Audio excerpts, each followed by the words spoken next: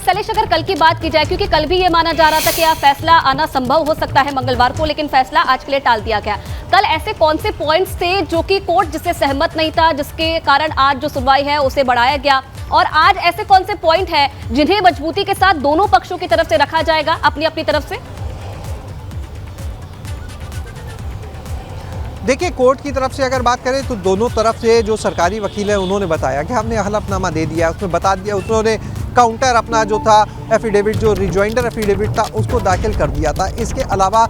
वहाँ पर जो देखिए, अगर हम बात करें जो याचिकाकर्ता पक्ष है जो आरक्षण पे सवाल उठा रहा है उस पक्ष की बात की जाए तो उन्होंने कहा था जो हलफनामा इसकी और विस्तृत जानकारी मुहैया कराने के लिए, हालांकि कोर्ट की तरफ से उसे लेकर कोई बहुत ज़्यादा कहें अगर उनके लिए बहुत अच्छा रुख दिखा हो याचिकाकर्ता के लिए तो नहीं कहा जा सकता है। और दूसरी चीज़ जो वहाँ पर कोर्ट की तरफ से रही वो ये ज़रूर कहा गया कि वकील जो है, जो याचिकाकर्ता का पक्ष है, वो भी अपनी पूरी तैयारी के साथ आए, यानी कि कोर्ट भी चाहता है कि इस पूरे मामले की जल्द से जल्द सुनवाई हो, इसका कोई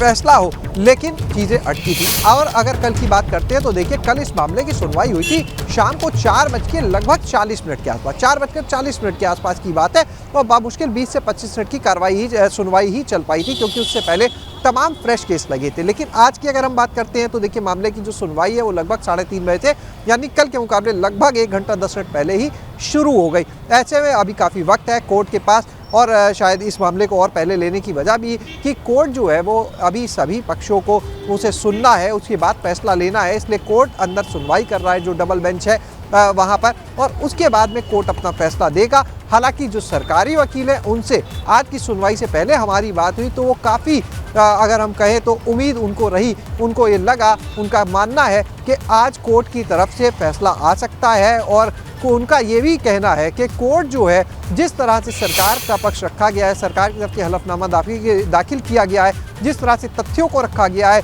किन कानून और नियम के तहत चीज़ें कही हैं, उनके सबके एक एक चीज़ों को बताया गया है, तो उनको ये भरोसा है कि कोर्ट सरकार के पक्ष में फैसला सुना सकता है और ये फैसला आज ही आ सकता है। लेकिन वकील की अपनी उम्मीदें अलग हो सकती हैं, लेकिन ये अब कोर्ट को तय करना है वो किससे संतुष्ट है, वो सरकारी वकील से यानी सरकार के जो पक्ष है उससे संतुष्ट है, याचिकाकर्ता ने जो सवाल उठाए हैं उनके ऊपर वो उनसे संतुष्ट है, उसमें उनको चीज़ें दिखती हैं, ये अब से कुछ देर में सामने आ जाएगा। जी शैलेश, अभी कोई अपडेट आपके पास आया कि कोर्ट के अंदर क्या चल रहा है? देखिए, अभी एक और अपडेट आया है। अगर हम बात करें तो याचिकाकर्ता जो है उन्होंने सेंसस में जो यूपी बैकवर्ड है, याचिकाकर्ताओं ने जो 91 की बात करें तो सेंसस में यूपी बैकवर्ड की बात, जो पॉपुलेशन का हवाला है वो याचिकाकर्ता की तरफ से दिया गया है। उन्होंने ये भी कहा कि कमीशन तय करेगा कि ये बैकवर्ड है या पॉलिटिकल बैकवर्ड है, क्योंकि जो कमीशन गठित करने का हवाला दिया गया उसके पीछे तर्क दिए गए कि आखिर कमीशन का जो गठन हो तो वो कमीशन किन किन चीज़ों पर मंथन करे, तो उसमें ये भी बताया गया कि जो सेंसस के पुराने अगर बात की जाए, इसके अलावा अगर बात की जाए तो जो कमीशन ही ये चीज़ तय करे, उन्होंने कहा कि बैकवर्ड है या पॉलिटिकल बैकवर्ड है, यानी फिलहाल याचिकाकर्ता इसी चीज़ पर लगे हुए हैं कि जो आरक्षण की बात कही जा रही है, यानी 2017 के जिस आरक्षण के आधार पर इस बार आरक्षण की अनंतिम सूची जारी की गई है उससे वो संतुष्ट नहीं है। वो इसके पीछे अपने तर्क बता रहे हैं कि जो इसके जो बैकवर्ड के जो सेंसस के आंकड़े हैं उनको लेके बात उठ रही है, उनका ये साफ मानना है कि ट्रिपल टेस्ट होना चाहिए। बहरहाल कुछ देर में अब देखते हैं और क्या क्या बिंदु जो है वो उठाए जाते हैं इस पूरे मामले को लेकर, क्योंकि जब से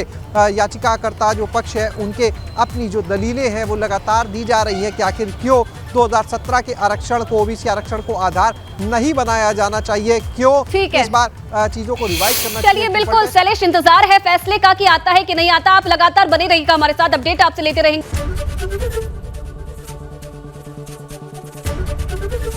एबीपी गंगा, खबर आपकी, जुबान आपकी।